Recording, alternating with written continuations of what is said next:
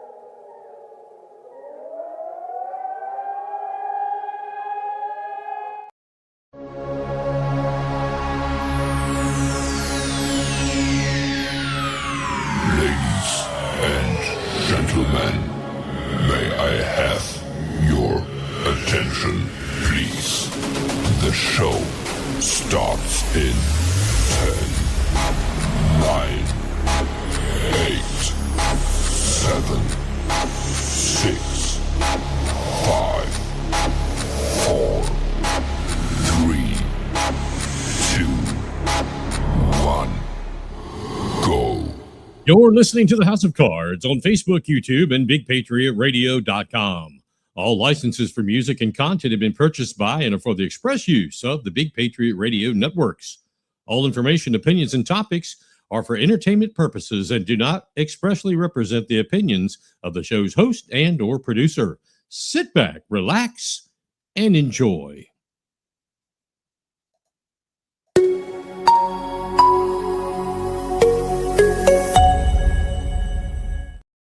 Hey, good evening. Happy Thursday, everybody. Mike over here. You're listening to the House of Cards right here on Big Patriot Radio. And Facebook, YouTube. I want to thank everybody for tuning in. It is the, what is today? The 9th of April already. So good to see you. A little bit warmer days. And how about that intro music from Jimmy Red right here in South Carolina? That's Low Country Lines. And you can pick that up now. Go to places like Amazon Music and Spotify, and you can pick up Jimmy Red. And he's got 2 or 3 more songs that he's released. We have got so much going on. We want to jump into this. Again, my name is Mike Covert. Glad to have you here. If this is your first time, we want to thank you so much for, jumping on board and seeing what this crazy thing is all about. We do invite you to go ahead and everybody go right here. You see that little QR thingy? Go ahead and click on that and buy me a cup of coffee. Gets a little parched in here after, a couple hours of doing this. And that would be so awesome. That is buymeacoffee.com/Big Patriot Radio.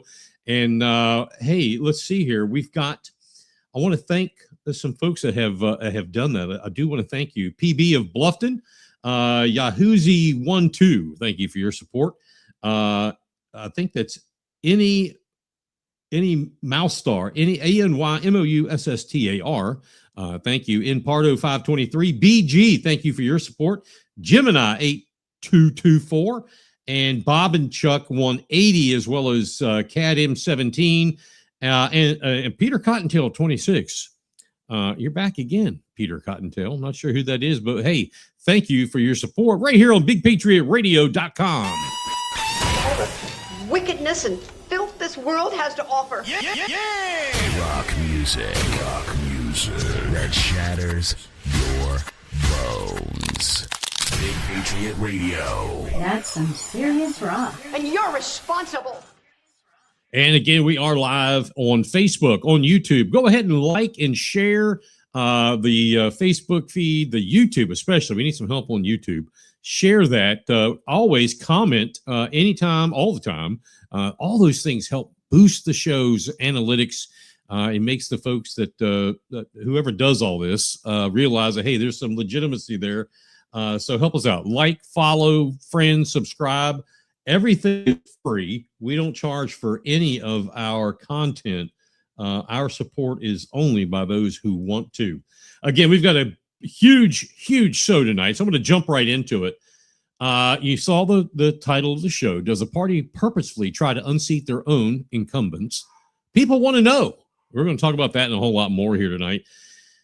When elected officials draft and pass ordinances that benefit them personally, they step into one of the most ethically fraught areas of public service. At its core, representative government depends on trust, the belief that those in power are acting for the public good, not their own private gain. That's how this is supposed to be. You do this, if you're a politician, for the public good, not for your own private coffers or your own private gain. When that line starts to blur, confidence in the institution of government erodes.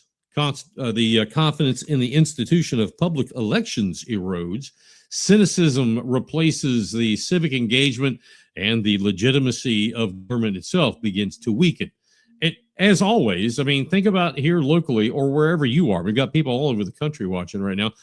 It applies there. It may be Beaufort County's house of cards, and believe me, we've got a pile of them, but it can be your county too. Conflicts of interest are not always obvious at first glance. Sometimes we don't even know. A lot of the power players keep those things to themselves for obvious reasons. An ordinance, and ordinances are local laws. State they pass laws in the General Assembly or whatever you have where you are. Local laws, towns and counties pass ordinances. An ordinance may be framed as economic development, zoning, reform, regulatory efficiency, while quietly creating financial or political advantages for the people voting on it. For example, a city council or county council member who owns property in a targeted redevelopment zone might support changes that increase land value. Think about that. Put a big asterisk by that because we'll come back to that here in a little while. A legislator with business ties could push regulations that could cause a disadvantage to competitors. Already checking in. Hey, this is at Cliff Whitesell, 3611. Lynn Fontaine here from Hilton Head. Good to see you, Lynn. Hope you enjoy your time here tonight with us on Big Patriot Radio and Beaufort County's House of Cards. In other cases, officials may create carve-outs, exemptions, narrowly tailored provisions that just happen to apply to their own businesses, donors, or close associates. Even if these actions fall within the legal boundaries, they raise serious ethical concerns about fairness, transparency, and the intent behind public policy. In other words, it may be legal, but it doesn't pass the smell test. I remember several years ago, a stalwart in the state Senate here in South Carolina was Hugh Leatherman. He was president of the Senate. I mean, he'd been there since Job, and he, from Florence, owned a construction, big, heavy road, concrete, all that kind of stuff, construction. Wouldn't you know, if you took a poll around the state over the last 20, 30 years, who has the best roads? What counties? Florence County comes into the top. I'm not saying anything. I'm just saying, I mean, it is the appearance of. Anyway, legislative language can be highly technical. It makes it difficult at times for the average citizen to recognize who truly benefits. Just open up a page out of the South Carolina Code. Unless you live, eat, and breathe this stuff, it's a lot of gobbledygook that John and Jane Doe America just don't live by every day. A seemingly minor adjustment in, let's say, zoning classification, procurement rules, or licensing requirements can have outsized financial consequences. These changes are often buried within larger legislative packages. That's called pork, adding on to one thing to get something through without you seeing it. And this is usually passed with limited debate or scheduled for votes at times when public attention is looking elsewhere. In such environments, the opportunity for self-serving policymaking increases significantly. Again, this isn't just here. This can happen in put your county across America on the line. And I almost guarantee you, if it isn't, the smell test may be appropriate. The problem, you see, deepens when safeguards are weak, inconsistently applied, or they're just openly ignored. All of the above happen often over the years. Many governing bodies have ethics rules requiring disclosure of financial interests or recusal from votes where a conflict exists. However, disclosure alone does not resolve the issue. It merely acknowledges it. Here in Beaufort and Jasper and adjoining counties, all over the state of South Carolina, ethics rules. And you have to disclose if there is a conflict, and you have to recuse yourself and remove yourself from votes and so forth. But if people don't know about it, can it slide through? Recusal requirements are usually narrowly defined and loosely enforced, allowing officials to participate in discussions or influence outcomes behind the scenes, even if they abstain from the final vote. In some cases, enforcement bodies lack independence or sufficient authority, making accountability more theoretical than real. Look at a smaller jurisdiction, maybe small county or a not as wealthy county or a town, small town. They face unique challenges. In local governments where communities are tight-knit and leadership circles are very small, personal relationships often develop and overlap with official responsibilities. We saw that here in Bluffton 30 years ago. Everybody knew everybody's name. This was a speed trap. It was only 1 square mile, and the circle was very small. Growing pains caused that to change. Now, a council member might be voting on matters that affect friends, business partners, or even family members. And sometimes that may be unavoidable to certain degrees.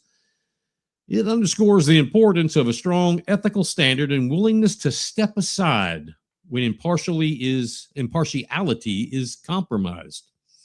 Without the discipline, governance can quickly take on the appearance or reality of favoritism.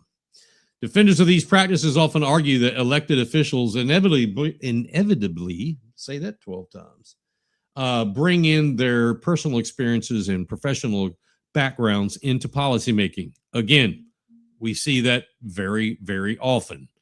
A developer, for an example, understands housing issues. A business owner understands regulation. A farmer understands land use. These perspectives can be valuable. When I was on council as a business owner and someone from the trades, there was a couple of different avenues that I had expertise in. So these perspectives that people bring can be valuable, even necessary for informed decision-making. It's not uncommon for one council member to refer to another one or defer when asking for expertise if that happens to be in his or her field. However, there is a clear straight line between informed advocacy and self-dealing. Okay, insight becomes ethically problematic when an official stands to gain directly and disproportionately from the outcome of their own vote. The key distinction lies in the intent and impact. Is the ordinance designed to broadly benefit the public, or is the public benefit being used to justify a private advantage? Again, put an asterisk by that, and just remember that. We're going to come back around to that. The long-term consequence of self-serving ordinances are significant and they're far-reaching. Public trust, once lost, is difficult to rebuild. It takes forever to gain it, and you can lose it like that. Citizens who believe the system is rigged in favor of insiders are less likely to participate in elections, attend public meetings, or engage in civic life. Many that fall into the category think, well, why bother? I've got a short life to live on this earth. Why do I want to get involved in that trash? And you have to understand, I hear your point, and I see your point. Over time, this cycle can lead to an entrenched power structure where that accountability that we're looking for is minimal and reform becomes increasingly difficult. Now, there are economic consequences as well. When policies are shaped to benefit just a few, markets can become distorted. Competitors may be unfairly disadvantaged. Innovation can be stifled. And investment may be deterred by perception that success depends more on political connections than merit. Wow, does that sound familiar?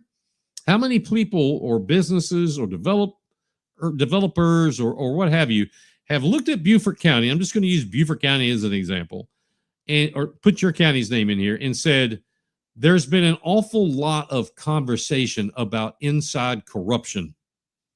Maybe my investment needs to go over here. Hold that thought. We're going to circle back on that again. What happens when the county itself or one of its agencies is turning the screwdriver, doing the screwing? Addressing challenges requires more than surface level reforms. Hey, we say it all the time. Transparency is essential, but it's got to be meaningful. Anybody can say that they want transparency and they want to reform transparency, and it's a colloquialism and it's a buzzword of the 2020s. You have to mean it. You have to show meaning, not just say it. And hey, to all of you political heads that are out there, and especially the new ones, or if you're thinking of getting into politics, Joe and Jane America, the citizens, are not stupid. Do not think that you're going to blow by them with some kind of ordinance language, mumbo jumbo, without them asking questions. They do ask questions. Hence, that's one of the reasons how Beaufort County's House of Cards got developed. Financial disclosures must be detailed, accessible, and easy for the public to understand. Did you know you can go online right now here in South Carolina, no matter where you are, go to just type in South Carolina Ethics Commission, and you log in, just follow if you can go through Amazon or you can go through, a website, you can go through that. Type in your favorite candidate or your favorite elected official or yourself, and you can go through their ethics filings. Type me in there. I'm all over it. I still have to report. Ethics filings have to, that is a primo. Matter of fact, shouldn't political parties be expected to fill that out? I wonder, is your political party, no matter what flavor you are they filling out, and are they, inserting statement of economic interests? Are they reporting their bank account and how they're raising their money? You might want to check that out. Recusal standards in particular deserve very careful attention. Officials should not only abstain from voting when conflicts arise, but they have to avoid in participation in the discussions, negotiations, or informal influence related to those matters. Here in Beaufort County, can only speak for Beaufort on this one, you must, if you're an elected official and you are going to recuse yourself, you have to announce why.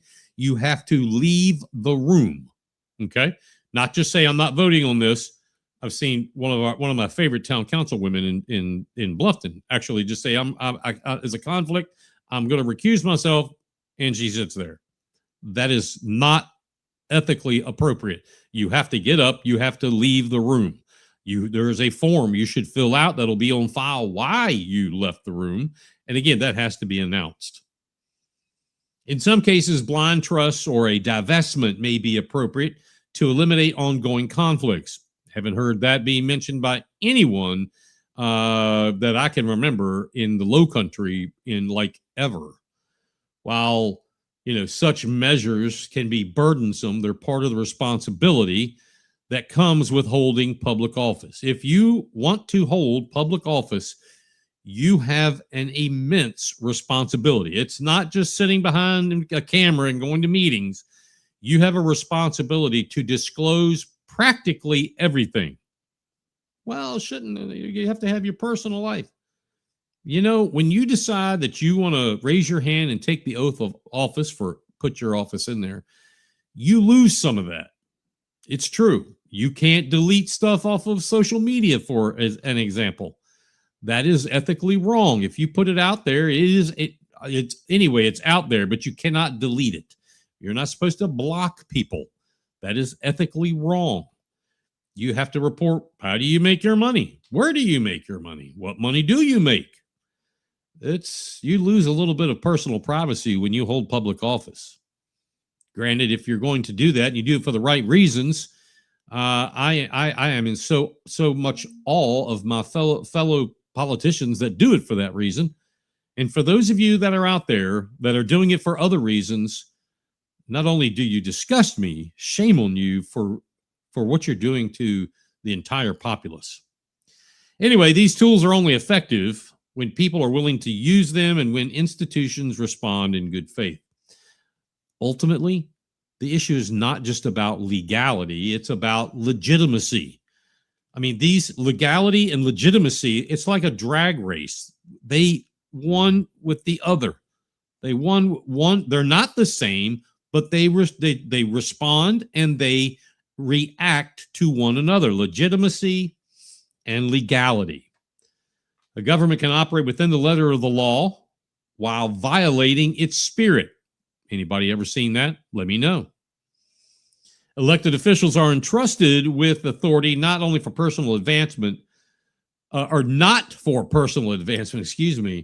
but for stewardship of the communities they serve. They're also stewardship of the money, the taxes that people pay. And let me remind you, if you serve as a public elected official, you represent the people. You do not represent the government. I've seen really good people get into office, and with all the quagmire that comes with that, they change from being centered on the people, on the taxpayer, to being centered on the government. And you can tell it very fast. A couple of our former chairmen on county council here in this county may have been good guys going into it, and something happened, and they became power of the government, not power to the people. It ruined their legitimacy, questioned the legality.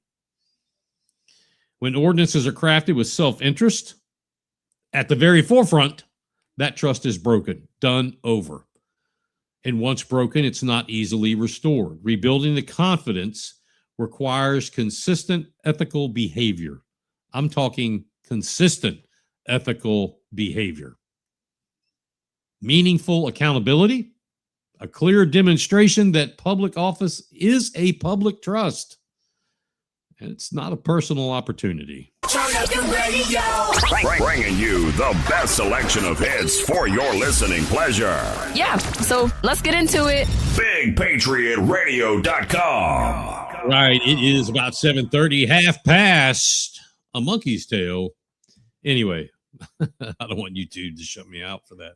Anyway, those of you that follow us on Facebook and other social media may remember a little graphic we put up last week. Hey, let me go ahead and put it up here now. It's really cool. It is of, gosh, I'm going to have to find it. Where is it? Anyway, it's of, I've got so many pictures. I have got so many pictures to put up. There it is. It is of a candidate who is running for office. And here it is. I have to share this with you because it's so funny. Put this up on Facebook. Good friend of the show, incumbent GOP County Councilman Tom Reitz out of District 11 in Hilton Head, running for re-election, and he drew a GOP opponent. And her name is, I believe it's Dr. Elizabeth Dextrays, I believe. And if I'm pronouncing that wrong, I apologize. Anyway, well, her husband, who, from what I understand, uses a different last name on social media, he doesn't even use his last name, but you got to be way smarter than the average fool to get past me. He comments without his last name. Anyhow, years ago on Hilton Head, he ran for public office, town council, and he had made a comment during the campaign which completely derailed his campaign. He said, Hilton Head Island needs better tourists. That's it. And I quote, Hilton Head Island needs to find better tourists. Not a positive way to get elected to pretty much anything. Now, the point of this cartoon is to legitimately ask to the good doctor, Elizabeth, and I hear she's a fantastic lady, and that I would not think otherwise. But the point is to ask, is this your feeling as well, Dr. Dextrays? Do you believe Hilton Head Island needs to find better tourists like your husband said they did?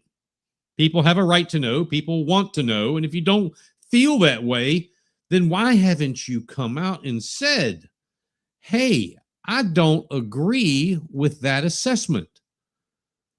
If someone came out and said, I don't agree with that assessment, the legitimacy of your candidacy would rise just slightly. Further, while, again, she may be the nicest person that I have never met yet, you do become who you hang around. Let me just show you another picture. Let's just put it up there. This one comes from some folks, friends of the show. We put up a little, little funny thing here. Didn't name any names, just maybe you can figure it out. Young lady standing there looking at a council member who's pointing his finger at her. Kind of, there's an argument going on, and it says, Ms. State Executive Committee woman, why would you bring an opponent to face off against a sitting GOP council member? That's a question. That's a legitimate question that we want, and actually a lot of folks want answered. You see, to know that an officer of the county GOP is campaigning for Dr. Elizabeth and not the incumbent speaks volumes. Now, let me go back to that and make sure you understand what I just said. A officer of the county party campaigning and endorsing anyone, actually, but anyone other than the incumbent is a little strange, especially when said person, said committee woman, has made comments. Hell, I've got videos of it, of saying to people, you have to stop, trying to elect a Republican over another sitting Republican. That's just dividing the party. Hey, I hear you. I hear you. We need to come together. I hear you. A few years pass and you pull this. How is that? It speaks volumes. What happened to party unity? I can hear it now. I never did that. You're making up another Beaufort County's House of Cards lie. Well, I sent an email to the county GOP chair the other day, and I said, look, let's cut to the chase, my friend. This isn't third hand, fourth hand, hearsay. Let's get right down to it. I have had, as of today now, it was 5, now it's 6. People come to me and say that said committee woman is out door knocking for Dr. Elizabeth in District 11, and also that she is campaigning for Craig Gordon, GOP member, taking on Paula Brown in District 8. So again, one time, whatever, 2 times, interesting, 3 times, now we got a pattern. Now we're at 6. 6 people. I don't know if they have any connection. I don't even know if they're Republicans. I have no idea. I don't know them. They know me, and they know how to get a hold of me, and they know I would have an interest in knowing that the GOP committee woman is campaigning not for an incumbent. Now, I told this to the chair, and I invited him to please respond. Please tell me I'm wrong. But as usual, he has not. Neither has the committee woman. Anyway, knowing that she is keeping company with the likes of a former county council elected official who was literally scolded, and I'm talking about the committee woman, who was literally scolded to step down as chair, is another reason to raise awareness. There is concern there. It's funny, the establishment in Beaufort County is, praise her. I worship at the feet of this woman. I'm sure she is fantastically nice. I'm sure she is. I'm sure her husband is fantastic. I heard he's a great tennis player. I'm sure he's as nice as a gay as he doesn't have the balls to speak to me in public. He runs his mouth on social media, but that's okay. It's no big deal. But when you run with the group like that, it raises awareness. But hey, we believe in fairness around here. And again, I have reached out to Craig Gordon. I've reached out to Dextrace by the only way I've been able to find, and it's not much, as well as the county GOP. Please tell me your platform. I have yet to see a platform from Craig Gordon or Dr. Elizabeth Dextrace. And again, I may be butchering that. I hope not. What is your platform? We want to share it. And next week, matter of fact, I've got a Democrat and a Libertarian coming on here. They both know that I don't play by those 2 party rules. Just not me. But they know I'm going to give them a fair shake and give them their amount of time. But when I've got 2 people who are running against incumbents of the same party who don't show a platform and who don't return calls, texts, or emails, the cheese has started to smell really bad. So we've got several hundred of all of our platforms, people out there listening right now, watching. Reach out to Craig Gordon. Reach out to Dr. Elizabeth. Tell them to come on the show. Let's hear what your plan is. We'd love to hear from you. It's easy. BigPatriotRadio@gmail.com. Let's go! The station that keeps it rocking 24/7. Ladies and gentlemen, BigPatriotRadio.com. So anyway, some of you did not get the message, and it's not your fault, it's my fault. Back at the end of March, when filing was done about whether or not I was running for office this cycle, for the last really 2 years, I mean, I have been bombarded with people on the state level, people on the county level, all over the place, bombarded. And I appreciate that. I appreciate each and every one of you. I appreciate the folks who have said, I will pony up X, Y, Z dollars to have you run. Again, I deeply appreciate that. A couple of months ago now, I reached out to Anna Tabernick. She is the county vice chair and a councilwoman for District 6, my district. I asked her, I said, hey, would you be willing to meet me? Let's meet face to face and talk about some of the things within our district. She did not hesitate and said, absolutely. Where do you want to meet? We met at a coffee place, and we met for about 2 hours. We talked about the good. We talked about the bad. We talked about the ugly in our district, in our county, in our region, in our state. It was actually a very good conversation.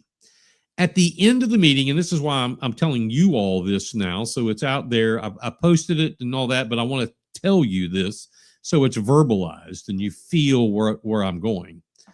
At the end of our meeting, I looked Tab Tabernick square in the eye, and I said to Tab, I said, quote, I will not be running against you in the primary.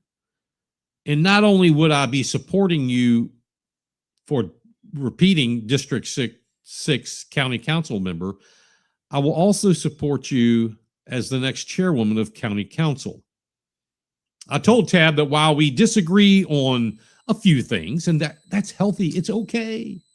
We have more in agreement than we do in difference, and that's why I will be supporting her. Now, if you take what I'm saying, I am saying that as a gesture in unifying the GOP, not to tear it down. I just spent 3 or 4 minutes talking about 2 candidates being propped up by a executive county committee woman who has trash talked Tom Reitz and Paula Brown for years. It's important that I get this across. I'm trying to unify the party and not cause a division by supporting Anna Tabernick. And I sincerely meant that. Ms. Tabernick had basically tears, thanked me over and over for supporting her. So, and I have been talking with her ever since, and that's good. Anyway, tearing the party down is exactly what an officer, again, I have mentioned this ad nauseum, of the GOP is doing in District 8 and District 11. Again, BC GOP leadership, we need to know what's going on. What are you doing? What are you not doing? Why have 6 people come out and said this is what you're doing? We need to know. I fully support Anna Tabernick as District 6 County Councilwoman. And actually, with Alice Howard, the chair, not going back for re-election, I strongly support Anna Tabernick for chair of County Council. Now, that doesn't mean I'm out of rotation, not by a long shot. I have conversations with people at the state level, our state delegation, other delegations. This show, the radio network, the work that we do here, the researchers that I work with, who are amazing. We're still going strong. Yes, there will be a run again at some point in time. Those who know, but let's work with those that we have in office now. And let's make, whether you are a Democrat and you're working on your party, make your party better. Okay. You are Republicans that are out here. Let's make our party better. We don't need high-ranking local leadership dividing the county, dividing the party, and spinning around in our face saying we have to unify, not divide, when that is exactly what you're doing. It has to stop, and it has to stop now. Your rock authority. Big Patriot Radio. I wouldn't tell anybody about this. Hey, we've got a big event coming up. I want to tell everybody about it. It is on April 18th. And so let me find the graphic that I have of this. This is a fantastic event. Let me find it here. This is what happens when you get tied up. And all of a sudden, my graphic for that is gone. Write this down. April 18th, Saturday, April 18th, from 1 to 5 p.m. at the Pinckney Hall Edisto Room. Come see Mark Cook and Juan O'Savin give an incredible, not just a speech, it's more of a community gathering. Mark Cook is founder of handcountroadshow.org, handcountroadshow.org. He'll be there. Mark's going to be giving a presentation on election transparency. When you talk about election transparency, and we've talked about that obviously at great length, this guy is where the bar is set. Everybody else is like trying to get to where Mark Cook is. He is, when you talk about cybersecurity, he knows his crap and he will tell it like it is. The guy is amazing. I met him in Charleston a couple of years or whatever ago, listened to him, was unbelievably impressed. I mean, I have always been saying that ballots should be paper, not a machine. He will tell you, not only is that true, he will tell you how the machines are, well, screwed it. How are they screwing it? They'll tell you that. He will tell you that. Let me see here. I don't know if I can send this to myself. We're going to try. Anyway, his information about cybersecurity it's stuff that you think about and you're like, well, that's so far over my head. I don't know if I'll ever understand it. But he talks about it. And when he talks about it, it's like, wait a minute. That's what I was hoping that somebody would say, but I didn't really know what I was talking about. That's what I'm talking about. I just sent myself, we'll see if it gets here. I just sent myself a picture. Thank you, Debbie, for sending that. He also talks about things like we have the ability right now to serialize ballots. Think about that. Serialize them. Put a serial number on them. You want to properly identify the ballot? You know, many people say you should vote in private. They should be read in public. I firmly believe in that. Have your privacy. Voting is very personal. It's very, we've been ingrained. It's very personal. But once you've personally done it and the vote is done, it should be read in public. These machines aren't doing that. These machines aren't doing that at all. We don't vote or we don't read anything in public. Here, let me share this with you. Hold on. Here it comes. Isn't there a song by like the Beatles or something? Here we go. Rocking down the street. That was the Monkees. I know it's here somewhere. I know it is here somewhere. There we go. And let's see if this is coming on your screen. You should see. There we go. And let's make it a little bit bigger for you. There we go. Mark Cook. Powerful presentation. Thank you, Debbie, for sending that. Anyway, he's a nationally known cybersecurity, election system security expert. This is so important. So important. Co-author of an executive order that currently sits on President Trump's desk to return the balloting back to hand-marked paper ballots. Also coming in is Juan O'Savin. Limited seating is they can pack them in there, but you need to reach out to Debbie at DB, that's Delta Bravo, Designs 60, DBDESIGNS 60 at gmail.com. RSVP is required to get the gate pass, and you'll need a map if you're not familiar with Pinckney. It's right there near the front gate, Pinckney Hall and all that. But that's Saturday, the 18th of April, 1 to 5, 5:30. Doors open at 12:30. You're going to want to be there. This will be, it will be phenomenal. But more than phenomenal, you're going to be so impressed with what you hear. It's amazing. Let's go check out some folks. Hey, Janet. Hey, we're the monkeys. That's right. That was it. America Together joining in. Hey, buddy. Let's hope Tab's name will be loaded into the voting machine this time.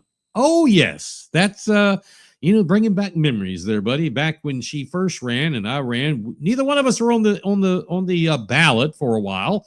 That is where I saw with my own eyes. So did my friend Nancy. So did my wife. So did all the election workers in the room. It was after 5 o'clock, end of early voting.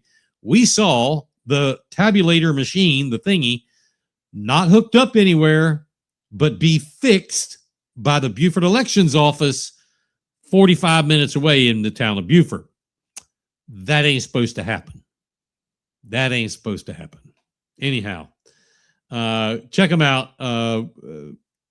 April 18th, 1 to 5:30, etc. All right, next up, as it is 7:45 here on Thursday night, tax money. Tax money is your money.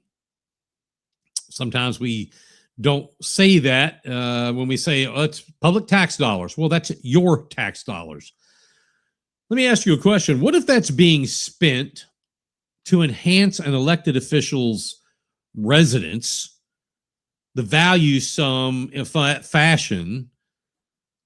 What about that? What would you think about that? If money is being spent to do X work, but it will affect an elected official's residence and increase it in value, as a matter of fact. Are you okay with that? This is something that's been going on for quite a little bit now, some time. It involves the story that we're trying to get to involves public tax money going to a private group of individuals. And I want everybody, if this is the one you want to call somebody and tell them come in and sit down, and I want you to either record this or write this down and work yourself up a timeline. This is going to get interesting.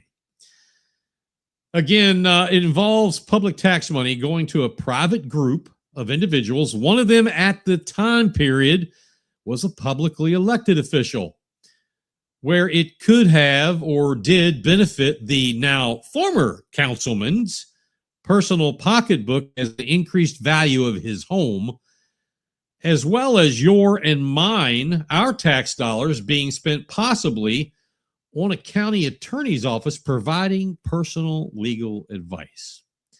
Let's go back in time a little bit, somewhere around 2021, 2022.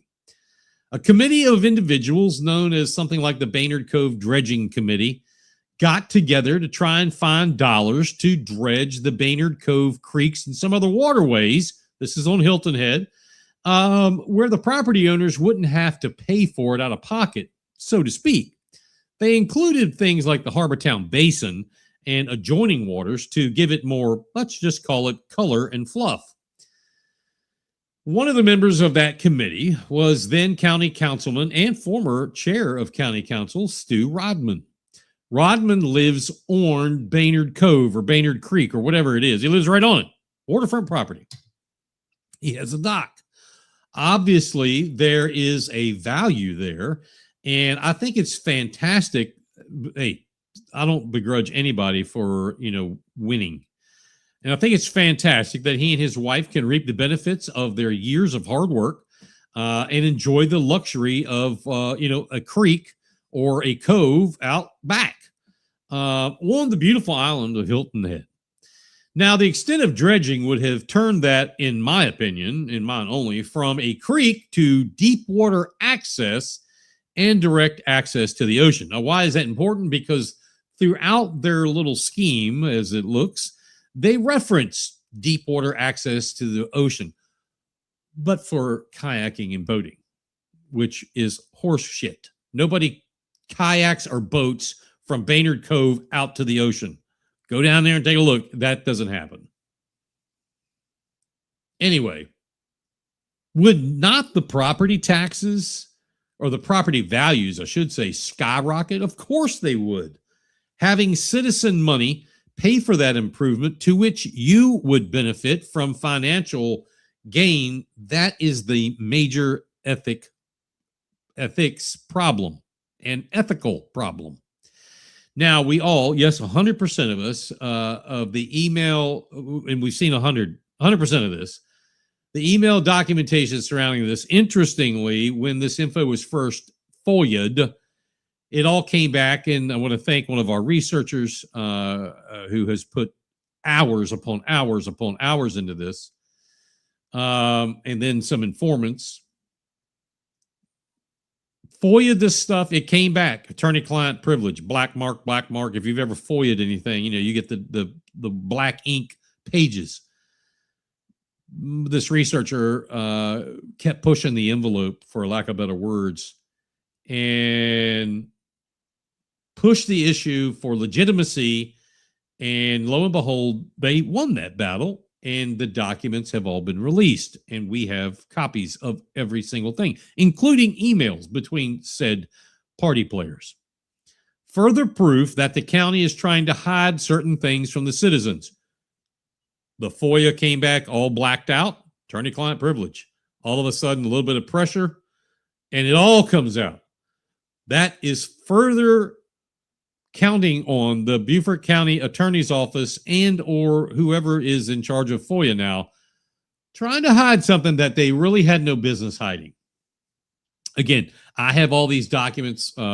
If you'd like to see them, I'm happy to share. It's public. What is public, I'll let you know. What these documents show, and you need to know about, is that this committee, in particular people of it and in Sea Pines, were actually asking the county attorney's office for legal advice multiple times. They were actually getting said legal advice from the county attorney's office. Now, later on in the timeline, someone asked them about hey, giving out legal advice. They were quick on the draw to say, no. We're just trying to be helpful, LOL kind of thing. And then furtherance on, they made the comment, hey, we're not going to give out any legal advice. You could, what does all that mean? That means the heat was getting turned up in the kitchen. November 2021, the president of an HOA, they have multiple in Sea Pines, wrote to the county attorney's office with questions about how would one file for a special tax district, boundaries, timeframes, voting requirements, etc. A special tax district is, just like the name implies, it's a geographically cut out area that is taxed special for X, Y, and Z purpose. Everybody in that geographic boundary pays an extra tax. The county attorney replied to this gentleman, which spawned more questions the next day on such items as, are the taxes paid in a special tax district deductible on personal income? He asked about what are the boundaries and how they're defined. Again, this special tax district, or STD, which I think is funny, is being supported and pushed by the Baynard Cove Dredging Committee. All right, a lot of layers, a lot of filthy layers. And it's really this. Anyway, then the following day, after a follow-up previously, the county attorney and this Mr. Cruz asked for a meeting. Mr. Cruz asked, and he is the said president of whatever HOA, he wanted a meeting with the county attorney and the assistant county attorney, who used to be the county attorney. This went on for a few weeks about schedules. I'm out of town, he's out of town, trying to do it on Zoom, trying to do it in person. They eventually did a Zoom meeting. January 22, 2022. Okay, we're just a mere 2 months. A citizengram was sent to the Beaufort County then HR director, Scott Marshall, who is now the manager of the city of Beaufort, who forwarded it to the county administrator the following day. That citizengram said this, and I quote, "Please look into the ethics of Stu Rodman organizing a Beaufort County special tax district to dredge Baynard Creek behind his home, funded by taxing neighbors who do not live on the creek to pay for his personal benefit. Stu is on a committee organizing the special tax district." That would be the Baynard Creek or Cove Dredging Committee. effort and is the lead person telling Creek residents that he can get Beaufort County administration and Beaufort County Council that can make this happen. Dredging only benefits Stu and a few property owners to allow them to have boat access to the ocean.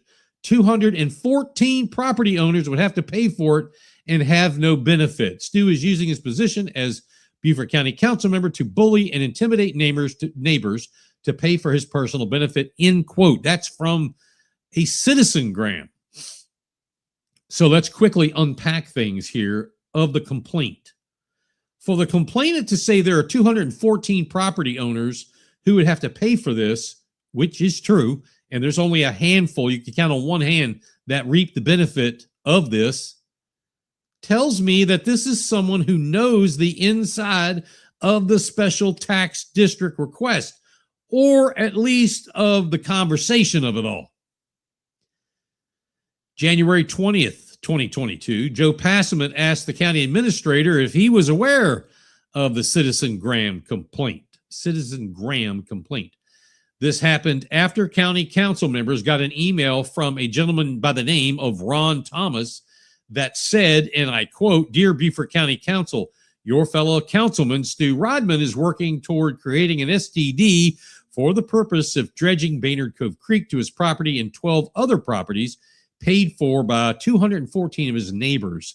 This appears to be a conflict of interest and an ethics concern for a councilman to use his council knowledge, influence, and intimidation to achieve such a personal objective. It might be different if a councilman is helping a group that he has no personal interest," end quote. That makes total sense. That makes total sense. It's interesting how Ron Thomas, who and I don't know who that is, has such very similar verbiage and tone and vernacular as the citizengram. Now, I'm not saying that is him. I'm just saying it's very similar.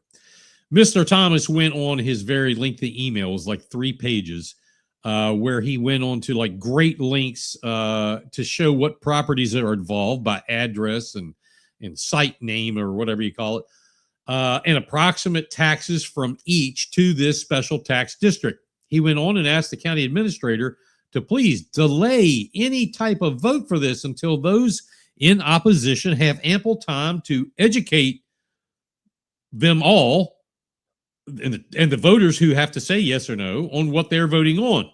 Side note, reasonable request. County council members wanting to raise sales taxes certainly want to have time and money to educate taxpayers. We see that with, transportation sales tax referendums. Yeah, I was one of the ones who brought that up years ago, like 2016, 2017, when we were voting on getting ready to vote on the 2018 sales tax referendum. We had county council members out there promoting this stuff. And in an open meeting, I sat them down and said, this is illegal. We cannot do this by ethics standards. A county council member cannot educate, whatever you want to call it, for or against a referendum item. You cannot. They were doing it ad nauseum. I mean, it was, hey, you got to vote yes on this. We need this. Anyway, would Rodman want to keep this as tight-lipped as possible? But he didn't. Again, Mr. Thomas, his letter is very in-depth. If you want a copy, just say the word, be glad to get it. He offers many forms of taxation proof of how this is completely not only disingenuous and ethically highly questionable. Let's move forward. It's still in January of 2022. There was an email exchange between county attorney the county attorney and assistant county attorney Tom Kevaney, who was the former county attorney, and the county administrator. Their exchange was about this subject, basically from a 30,000-foot view. The county offered up that they did not mention Councilman Rodman. They offered that up in this letter, and he wasn't present. I presume that is in response to the ethics complaint and played the entire thing off in kind of a callous, non-concerning tone. In other words, those people talking about Rodman being involved, he wasn't there and his name didn't come up. Sweep. February 2022, February 3rd at 11:13 a.m., Ron Thomas emailed County Councilman Larry McKellen as a reply, but this reply from McKellen that came afterwards was not included in the FOIA. So Ron Thomas emailed McKellen about a response to an email. That response, the originator, was not in the FOIA. So either they left it out or McKellen was doing county business on his personal email. Another no-no. His email told McKellen that he did not think the South Carolina House bill that McKellen had mentioned in this missing email has anything to do with the STD. He then said he would love for a county councilman, and I think I took this as being, I would love for a county councilman to steer him towards an official who can help. Mr. Thomas went on to tell McKellen the complete story of what he had learned about people reaching out to the county attorney's office. He also provided information from things like a full tax, or what the full tax implication would be, etc.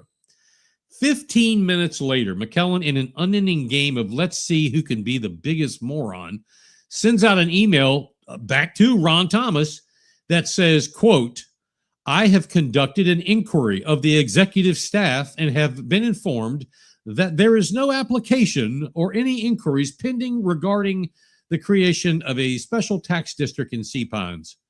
End quote. That was at 11:30.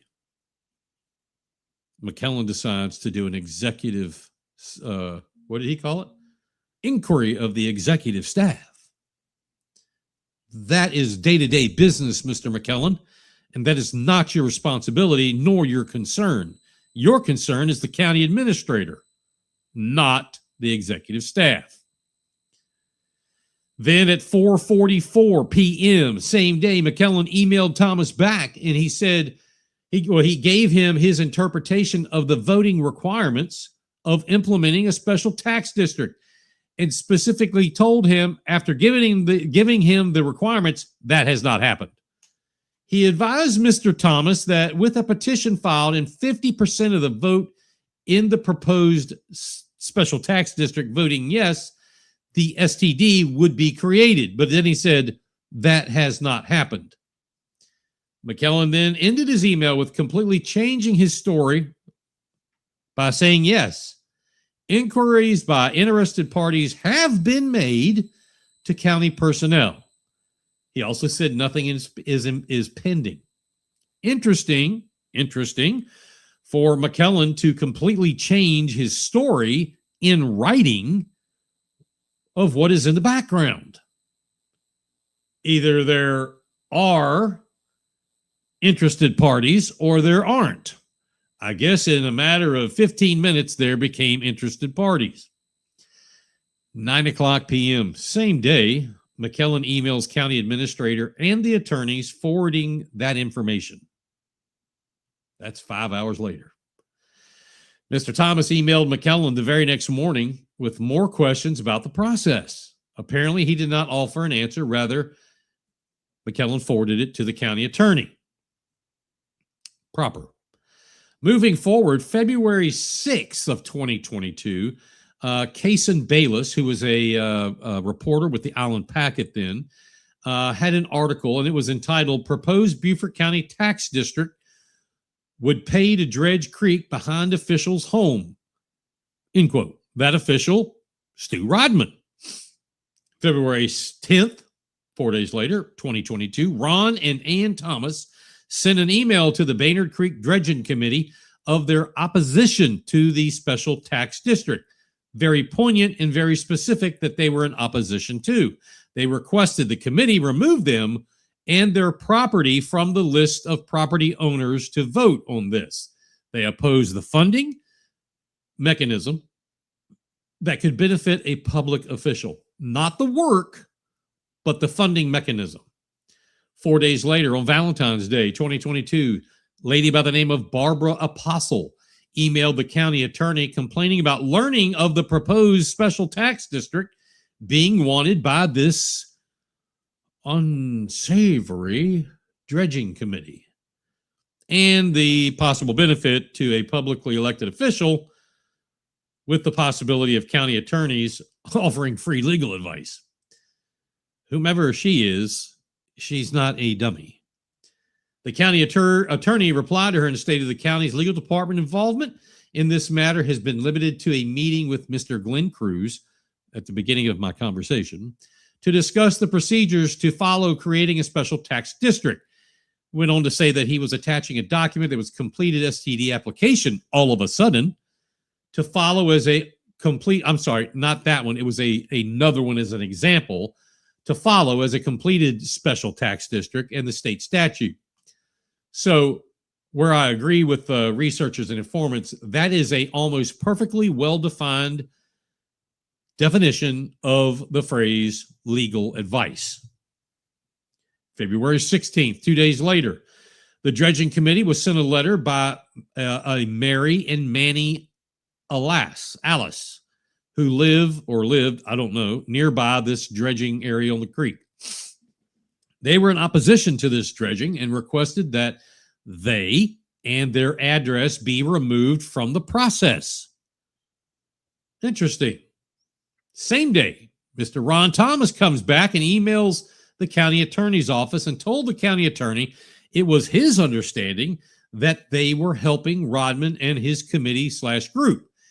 He gave his displeasure and also stated that he did not allow the use of his name or his property to be on the proposed special tax district. Thomas then went on to email the entire county council, media representatives, Hilton Head Island Town Council, and some folks who, from my look, appear to be property owners in that general area of Sea Pines.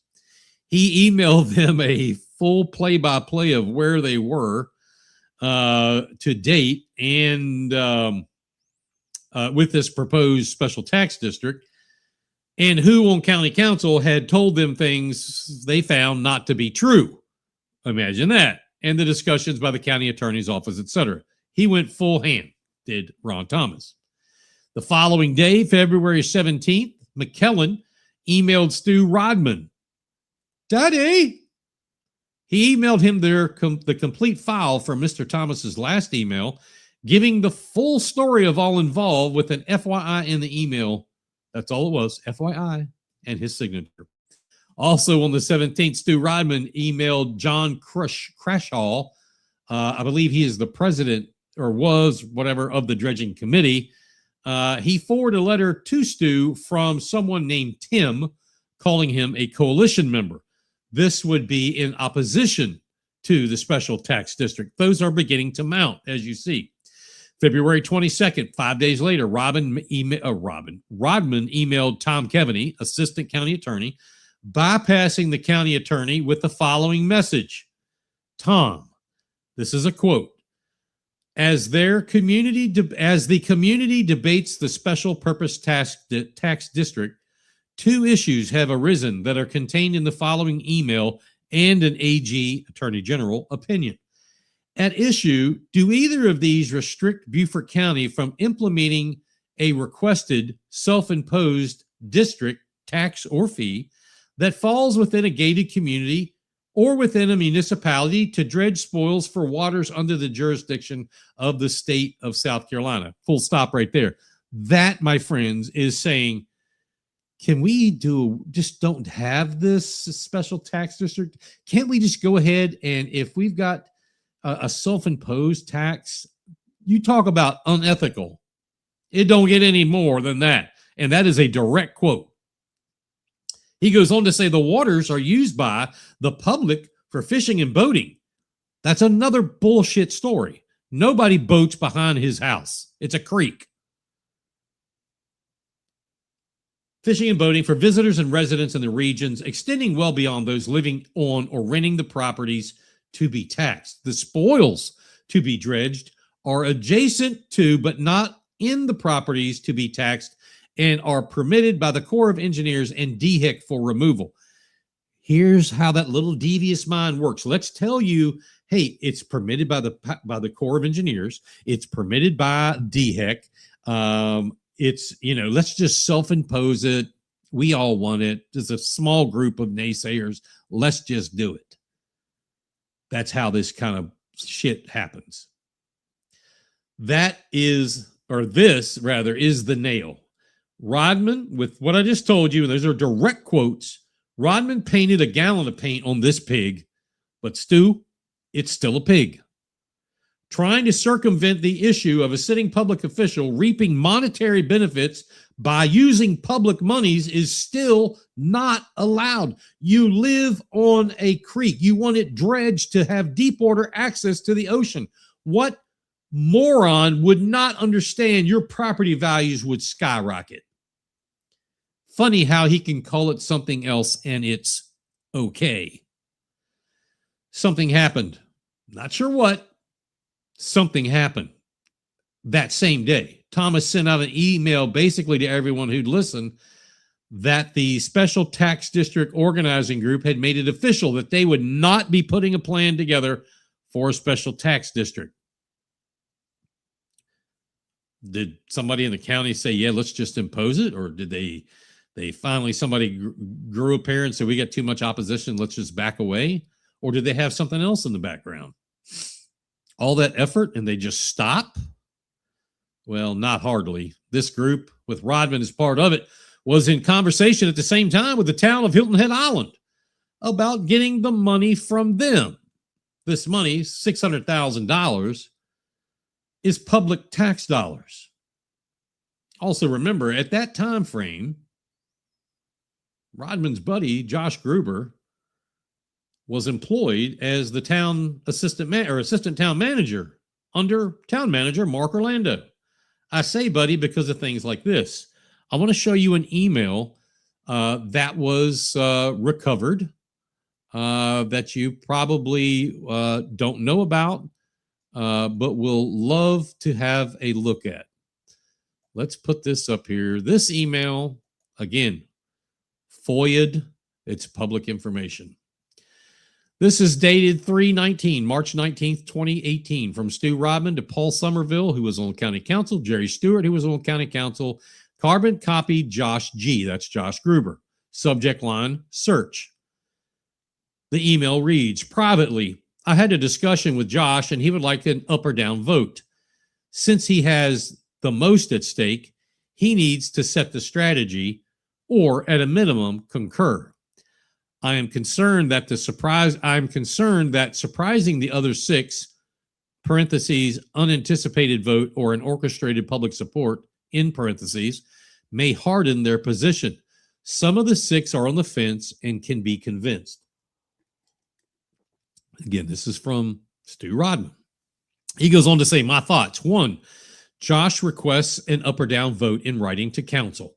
2, Jerry Stewart calls a special one agenda item executive committee and the hiring recommendation comes forth 4-2 with us and Alice, that's Alice Howard, with an opportunity to debate Brian and Gerald, that's Brian Flewelling and Gerald Dawson, publicly for the first time.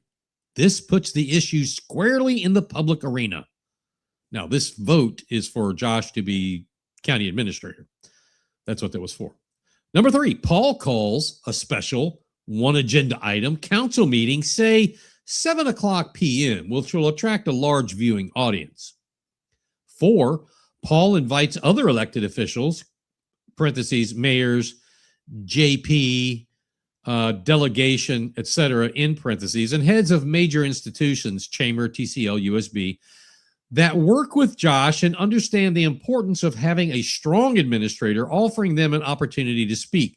Paul resists any pressure to have citizens speak, arguing that it is our job and they don't have the in-depth background to comment, and parentheses, and it would get out of control. Are you that he did? You see it right there. Paul resists any pressure to have citizens speak, arguing that it is our job because we know better and you don't have the in-depth background to comment properly.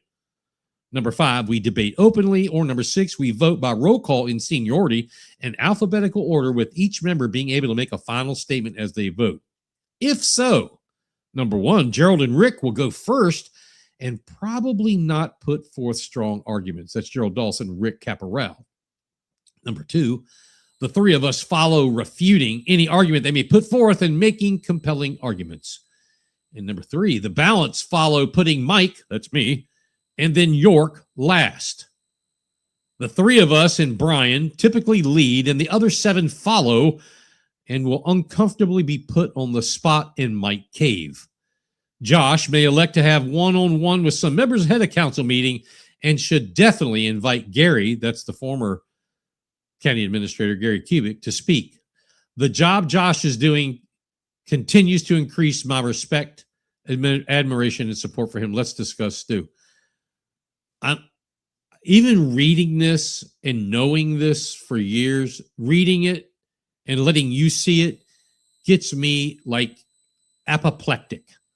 That number 4, which is what happened, we had all mayors, we had chamber and education, and all kind of people got up and spoke and was like slobbing over Josh Gruber because of the pressure they were put on. And you see right here, Paul resists any pressure to have citizens speak, arguing that it is our job and they don't have in-depth background to comment. Unbelievable. The three of us, Brian, typically lead, and the other 7, us mere peasants, will follow and uncomfortably be put on the spot and might cave. Yes, folks, that is a for real document. And if you'd like a copy of that document, let me know. I'd be more than happy to get it to you. That's the kind of callous ballsiness these people have. Anyway, April 27, 2022, Town of Hilton Head staff gave to town council a recommendation. That recommendation was anyway, that recommendation said, hey, this is a worthy cause. We recommend you approve this by going through, well, here, let me it was a resolution, okay? It was passed, and in it, word for word, it says that the $600,000 going to the dredging committee to clean the ditches out behind, or not the ditches, the creek behind Rodman's house.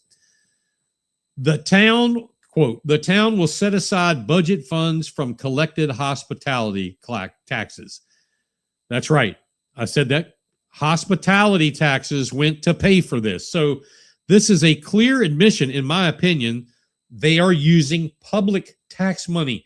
It's I want to say more public because they admitted that it's coming from hospitality taxes. They were able to get this through by embellishing on golf tournaments and fishing and boating and kayaking, blah, blah, blah, blah, blah.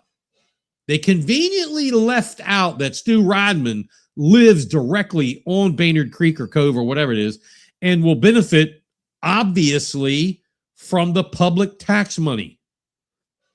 Then as this took to fruition, the town was sued, and the courts found that the transaction was in order. Well, an appeal was made, and it was sent to the higher court. And the higher court said, not so fast, my friend. We feel this case was improperly dismissed. The appeals court, the higher court, sent it back to the lower court with instructions to be retried. What does this mean? Well, I guess we're all going to have to watch and see. But to me, if I were the enter the name of CEDA, South Island Dredging Association, and the people spearheading this entire boondoggle, you might want to start fundraising to pay back that $600,000. But that's just me. Do you see a problem with this? Anyone? Public tax money eventually coming from hospitality taxes to increase the offset of it is to increase the financial being of a sitting county council member. Is that okay? who colluded with other council members and the former assistant county attorney, now town manager of the city of Hardyville. They were in collusion. I showed you the paperwork, in collusion to set the meeting up, to set the stage in a certain way, but not allow you to comment because you people don't understand. But you keep electing the same people. Sometimes I just don't get it. But then again, that's just me. Bringing you the best selection of hits for your listening pleasure. Yeah, so let's get into it. BigPatriotRadio.com. All right, last story here, 821. Last story. Again, don't miss this one. Hey, you got the full show. While you're listening to it, go ahead and click on, and I need one now. I need a cup of coffee bad. You can probably hear it in the old pipes. Click on that and buymeacoffee.com. I want to give credit to several people on this next short story. My continued unnamed researchers, some informants that are within the county governments, city governments, and things like that, and editorial writer Graham Trask. We have reported on stories surrounding the Beaufort County Economic Development Corporation, or what I'll call from here on the BCEDC. We've had stories about them for months and months and months. We have not accused the BCEDC nor its executive director, John O'Toole, of any wrongdoing, just giving you the information so you can do with it as you want to do with it. Take you back in time to December 2025. Just a mere few months ago, County Council in Beaufort County and the people on the board of the BCEDC voted down to fund a $1.6 million purchase for a reported 10 or 11 acres, or just a little over 10 acres, on St. Helena Island for the use, as York Glover, county councilman from St. Helena, put it, quote, a cultural arts center and entrepreneurial market. Now, end quote.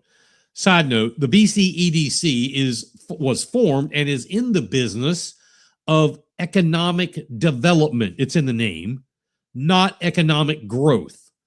There is no economic development with this kind of project. Zero, none. It is an economic growth type of project. First thing, they're dealing outside of their lane. Second thing, 10 acres, $1.6 million on St. Helena. Now, we knew that while these votes were made, or who knew? We didn't know. Who knew?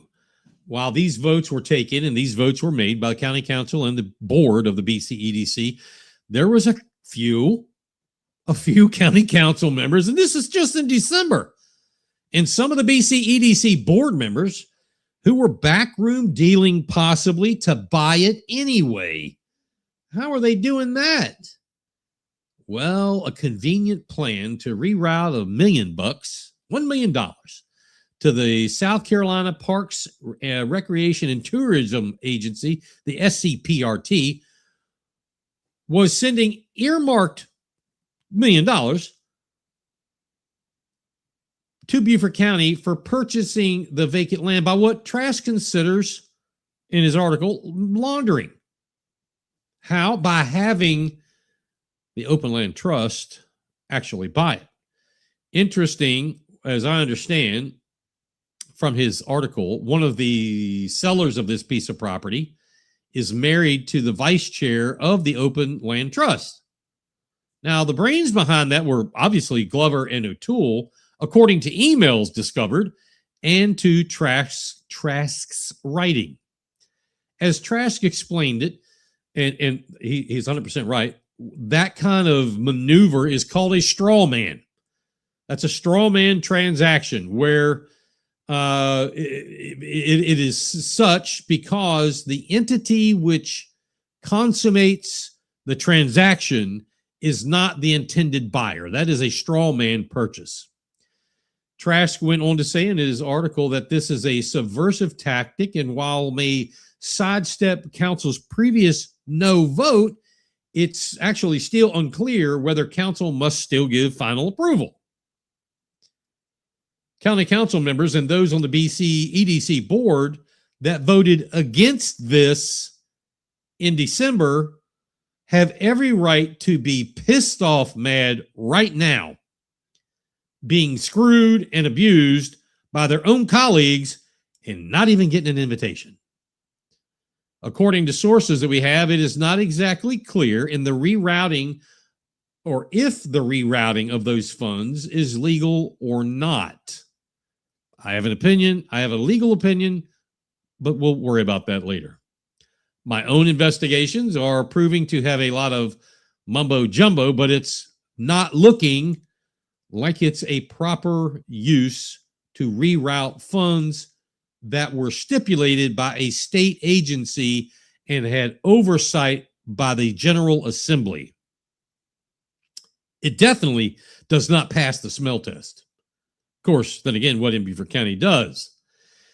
Now, it's also being reported that the Open Land Trust and the Beaufort County Economic Development Corporation tried to enlist Senator Tom Davis and his firm, Harvey and Batty, to get this, to not only represent them in Columbia, and I guess serving their interests at the Capitol and keeping the SCRT at arm's length, you know what I'm saying?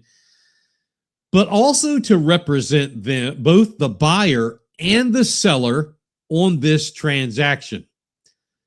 This just keeps getting better, folks. Problem with that is that Colden Batty, one of the partners, namesakes of Harvey and Batty, is also on the board of the Open Land Trust.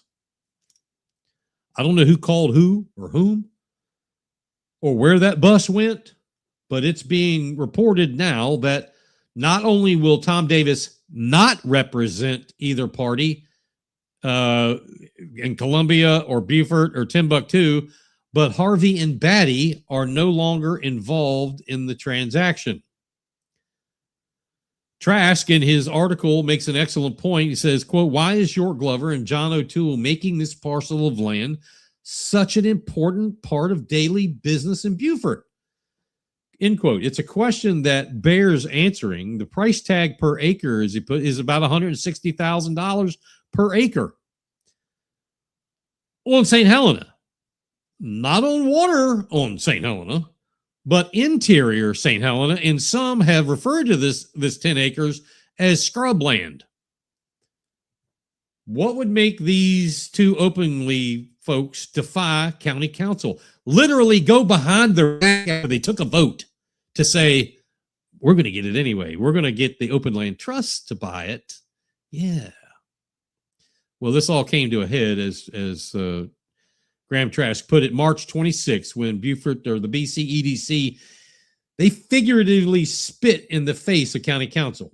What will county council do now? Will they hold fast on the moral and legal issues here and continue to say no? Or will they advise and constrain wild man York Glover on these extracurricular activities? It begs the question, ladies and gentlemen, that all of the common denominators, if you take a step back and let's just look at 3 or 4 years, look at all the issues on St. Helena Island. Pine Island is an example. This problems with the farmers, St. Helena Farmers Co-op. What is the common denominator to all that? Is there one? Well, yeah, there is. The common denominator is York Glover. Now, I don't know what he's getting out of it or what's going on about it, or maybe it's just a victim of circumstance, but the common denominator is what it is. I agree with Graham Trask that a community center on St. Helena Island, it is absolutely unequivocally needed. No question. I'm not arguing that.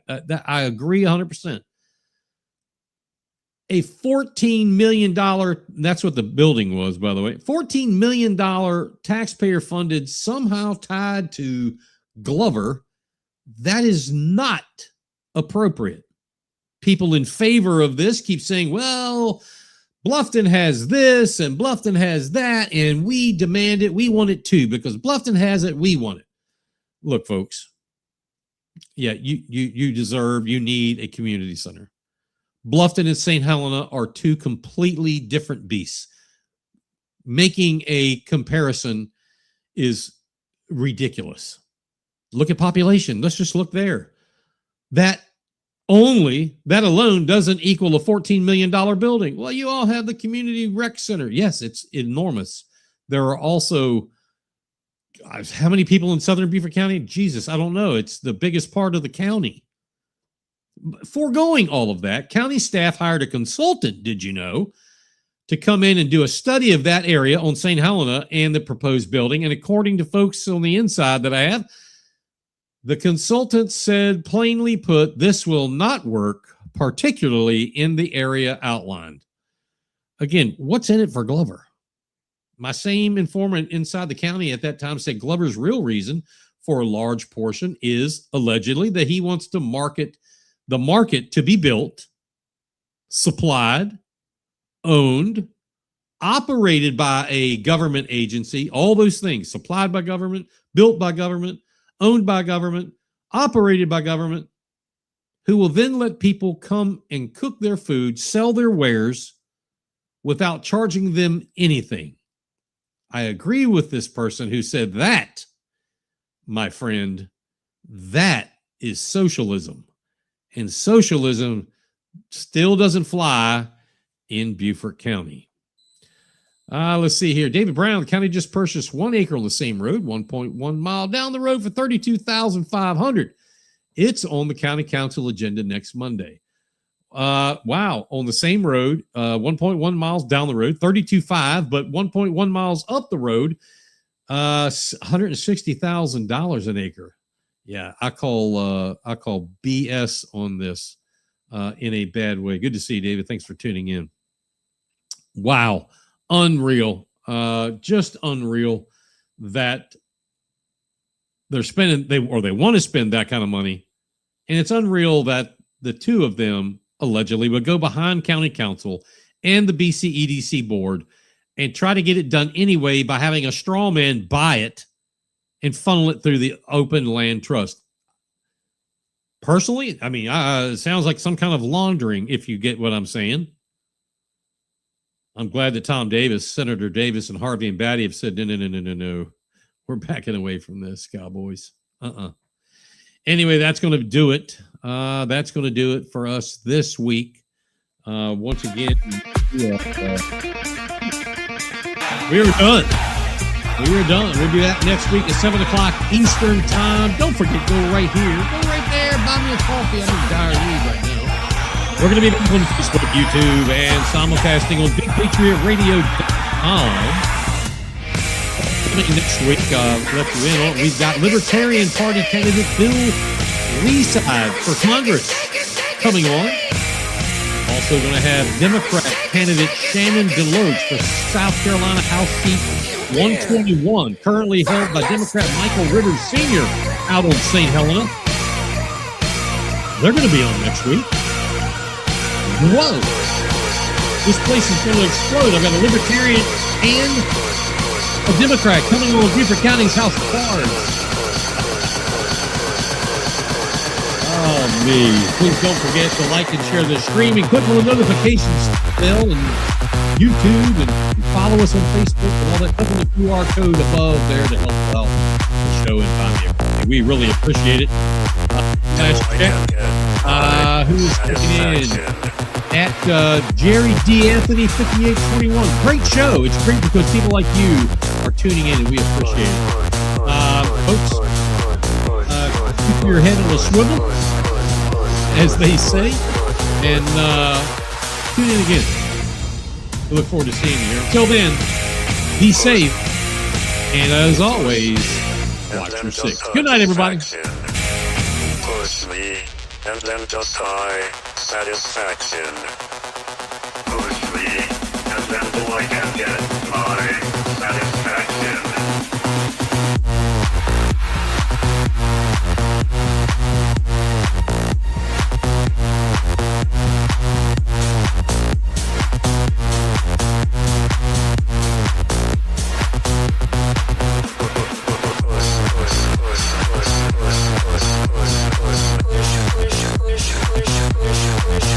Push.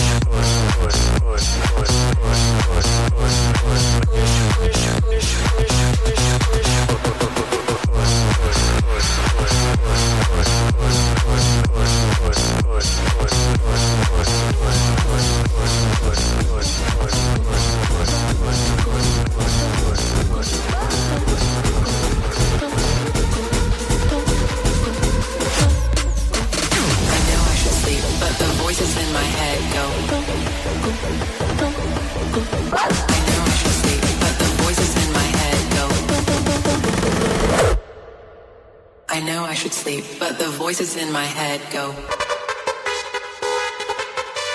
I know I should sleep, but the voices in my head go. I know I should sleep, but the voices in my head go. I know I should sleep, but the voices in my head go.